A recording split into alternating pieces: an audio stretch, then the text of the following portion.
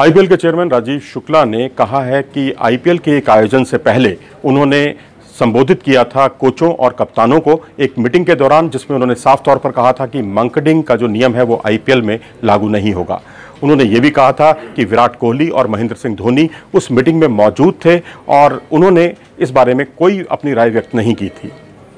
अब यहाँ सवाल ये उठता है कि ये अधिकार जो है राजीव शुक्ला को किसने दिया। ठीक है, वो आईपीएल के चेयरमैन हैं, बात समझ में आती है, लेकिन आप प्लेइंग कंडीशंस को बदल सकते हैं। प्लेइंग कंडीशंस जब भी दो देशों की, दो मुल्कों का की कोई द्विपक्षीय सीरीज होती है तो म्यूचुअली अंडरस्टैंडिंग पर यह तय होती है। आईपीएल का आयोजन करता है, आप उसमें बदलाव कर सकते हैं, लेकिन जो आईसीसी के नियम हैं उसमें आपको बदलाव करने की कोई भी किसी भी स्तर पर छूट नहीं होती। मंकडिंग का जो नियम है उसमें बेशक आर अश्विन आज दुनिया भर में खलनायक जैसी उनकी छवि बन गई हो, लेकिन हमें यह नहीं भूलना चाहिए कि बटलर जो हैं वो भी इस तरह की गलतियां करते रहे हैं। पहले भी एक मामले में ऐसे दोषी पाए गए थे, वो क्रीज से बाहर निकल जाते हैं। और अश्विन के एक ओवर में तो उन्होंने 2 या 3 बार ये गलती की थी और अश्विन उसको देखते रहे और आखिरकार उस ओवर की आखिरी गेंद पर उन्होंने उन्हें आउट कर दिया।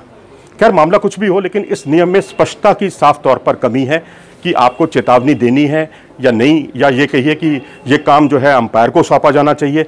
इस बारे में काफ़ी कुछ अभी मैं कहूँगा समीक्षा की ज़रूरत है। मैं एक और घटना की तरफ आपका ध्यान दिलाना चाहूँगा कि यदि कोई बल्लेबाज खेल रहा है और गेंद उसके पैड पर लगती है और उसके खिलाफ एलबीडब्ल्यू की अपील होती है और इसी दौरान वो रन दौड़ लेता है और अंपायर उसको आउट दे देता है और वहीं वो बल्लेबाज को लगता है कि वो आउट नहीं है, वो डीआरएस का सहारा लेता है और डीआरएस में ये पाया जाता है कि वो खिलाड़ी निर्दोष है, खिलाड़ी की कोई गलती नहीं है और वो आउट नहीं है, तो उस पर जाहिर सी बात है कि आपने देखा होगा कि अंपायर ऐसे मामलों में दोनों हाथ इस तरह से उठाकर अपनी गलती को स्वीकार करते हैं। यदि ऐसी स्थिति आ जाती है तो तब भी उसका एक रन जो उसने दौड़कर लिया है उसको काट दिया जाता है, हटा दिया जाता है।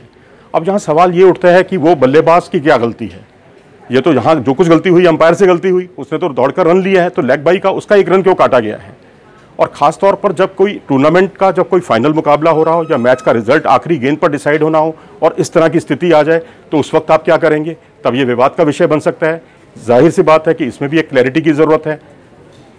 और एक और नियम है जिसकी तरफ मैं आपका ध्यान दिलाना चाहूंगा कि जो आप शेडो थ्रो करते हैं उस पर भी 3 या 5 अंक की जो है पेनल्टी लगाने का प्रोविजन आपने कर दिया है, आईसीसी ने कर दिया है।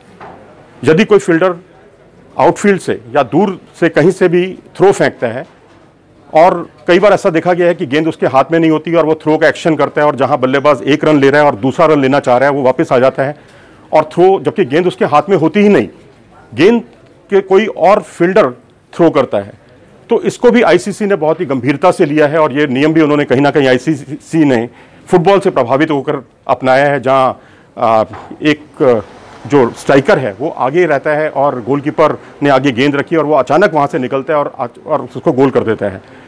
तो इस चीज़ को भांपा था आईसीसी ने और इस नियम को उन्होंने इसकी गणना की और इसको डिसाइड कर दिया, इसको निर्धारित कर दिया।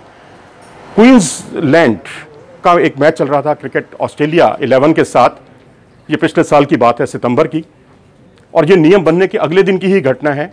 मरकस नाम के एक खिलाड़ी थे और उन्होंने यही गलती की थी और उन पर पेनलाइज किया गया उन्हें और 5 रन जो हैं विपक्षी टीम को दे दिए गए थे।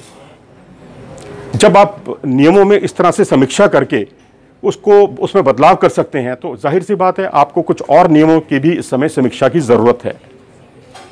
आप क्या सोचते हैं इस बारे में, अपनी राय से हमें ज़रूर अवगत कराइए, क्योंकि ये एक बहुत ही संवेदनशील मामला है और इस तरह की घटनाएं पहले भी होंगी।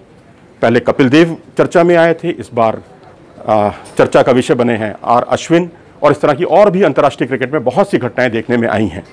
जाहिर सी बात है स्पष्टता की कमी है, क्लैरिटी की कमी है। जितने मैंने आपको उदाहरण बताए वहाँ भी क्लैरिटी की कमी है, तो ये क्लैरिटी होनी बहुत ज़रूरी है और इसके लिए समीक्षा पद्धति अपनाई जानी चाहिए और समीक्षा के बाद किसी निष्कर्ष पर पहुँचा जाए।